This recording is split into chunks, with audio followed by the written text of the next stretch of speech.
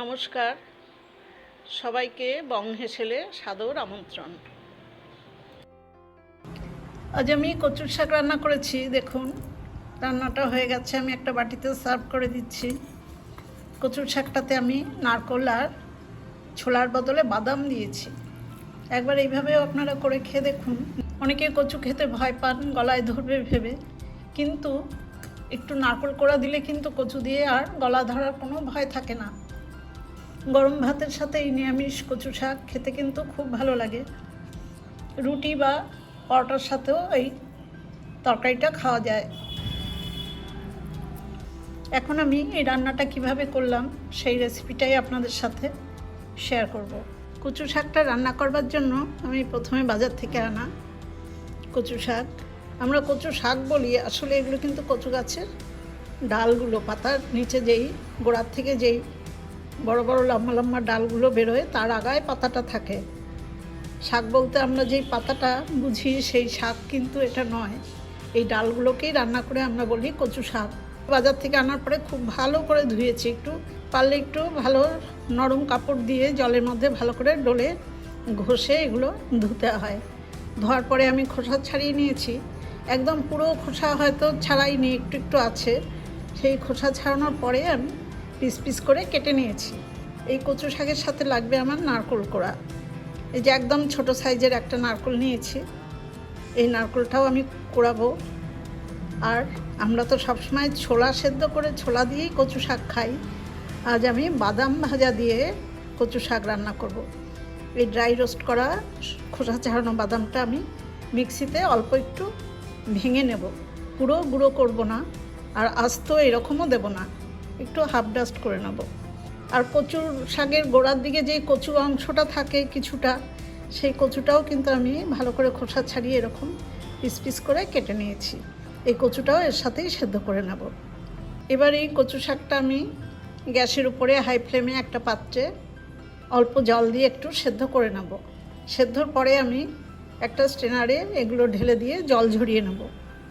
আমার এখানে যেই শাকটুকু দেখছেন তার সাথে কিন্তু আমার আরও খানিকটা কচু শাক আছে। কচু শাক রান্নার পরে অনেক কমে যায়। এই যে ভেতরে যেহেতু এরকম, এগুলো সব সেদ্ধ হলেই অনেক কমে যাবে। এবার আমি আপনাদের রান্নাটা দেখাবো। এখন হাই ফ্লেমে কচুগুলো আমি সেদ্ধ করে নিলাম। একটা ডেকচিতে অল্প পরিমাণে জল দিয়েছি, কারণ কচুর মধ্যে অনেক জল থাকে। এবার শাকটা কিন্তু পুরো একদম গলিয়ে দেওয়ার দরকার হয় না, কারণ এরপরে রান্না হতে হতে এটা গলে যাবে। এখন আমি ফ্লেমটা অফ করে দিয়ে এই কচুটা একটা স্ট্রেনারে ঢেলে জল ছেঁকে নেব। কচু শাকটা সেদ্ধ হওয়ার পর জল ঝরাতে দিয়ে দিয়েছি। জল ঝরাতে দিয়ে আমি গ্যাসের উপরে একটা কড়াই বসিয়ে সেই কড়াইতে 2 টেবিল চামচ সর্ষের তেল দিয়েছি। তেলটা গরম হয়ে গেছে, আমি একটু ফোড়ন দেব। ফোড়নে দেখুন 2 টুকরো তেজপাতা দিলাম, আর একটা গোটা শুকনো লঙ্কা।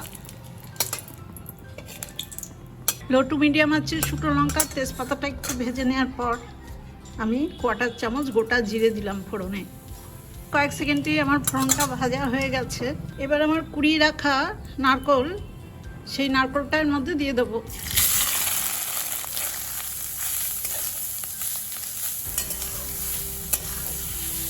নারকেলটা অল্প ভাজা হতে হতে আমি 1/4 চামচ গুঁড়ো হলুদ দিলাম। আমি কচু শাকটা কিন্তু একদমই মশলা ছাড়া করব, কাজেই এই গুঁড়ো হলুদটাও অপশনাল। আপনারা যদি না দেন তাও খাওয়া যাবে এবং খেতে খুব ভালো হবে। নারকেলটা অল্প ভাজা হয়ে গেছে। এবার আমার সেদ্ধ করে জল ঝরিয়ে রাখা কচু শাকটা দিয়ে দেব।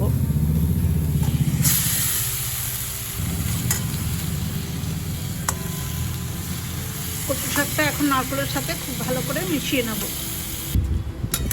নারকেলের সাথে দেখুন শাকটা খুব ভালো করে মিশিয়ে দিচ্ছি। আমার রান্নাটাতে কিন্তু লবণ দেওয়া হয়নি, কারণ কচু শাক সেদ্ধর সময় আমি কোনো লবণ দিইনি। এখন আমি 1/2 চামচ লবণ দিলাম। এই কচু শাকে কিন্তু বুঝে লবণ দিতে হয়, কারণ দেখতে অনেকটা থাকলেও আস্তে আস্তে করে রান্নাটা অনেকটাই কমে যাবে। এখন আমি এইভাবে লো টু মিডিয়াম আছে কচু শাকটা খুব ভালো করে নেড়ে নেড়ে শুকিয়ে নেব। 7-8 মিনিট আমি লো টু মিডিয়াম আছে এটাকে খুব ভালো করে দেখুন নেড়ে এরকম করে নিয়েছি। আরও একটু জল আছে, সেই জলটুকু আমি শুকিয়ে দেব। এখন আমি 4টে কাঁচা লঙ্কা চেরা দিয়ে দিলাম এর মধ্যে, আর 3টে সুগার ফ্রি ট্যাবলেট চিনির বদলে। এই রান্নাটা একটু মিষ্টি মিষ্টি না হলে কিন্তু ভালো লাগবে না। নিরামিষ কচু শাক মিষ্টি অবশ্যই হবে। এখন আমি আঁচটাকে একটু বাড়িয়ে দিয়ে আরও বেশ কিছুক্ষণ ভালো করে নেড়ে জলটাকে পুরো শুকিয়ে দেবো। দেখুন আরও 5-6 মিনিট আমি খুব ভালো করে নেড়ে নেড়ে একটু কচুটাকে ভাজা ভাজা করে নিলাম।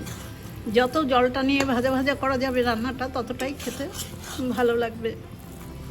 এবার আগেই আমি বলেছি আজ আমি ছোলা দিয়ে করব না, বাদাম দিয়ে করব। বাদামটা দেখুন এরকম হাফ ডাস্ট করে রেখেছি, সেই বাদামটা 100 গ্রাম মতো বাদাম আমি এর মধ্যে দিয়ে দিলাম।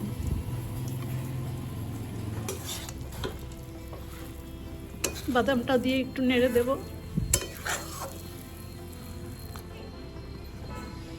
আর সব শেষে দেবো 1/2 চামচ ঘি।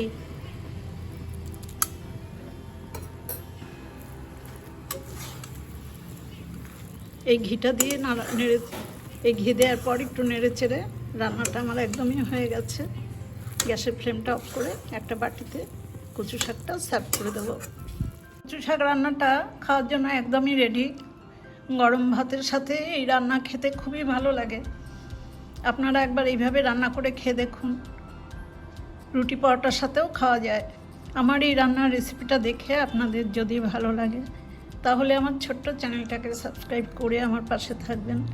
বেল আইকনটাও প্রেস করে দেবেন, লাইক করবেন, শেয়ার করবেন, আর কমেন্টস করে জানাবেন কেমন হলো। সবাই খুব ভালো থাকবেন, সুস্থ থাকবেন। ধন্যবাদ।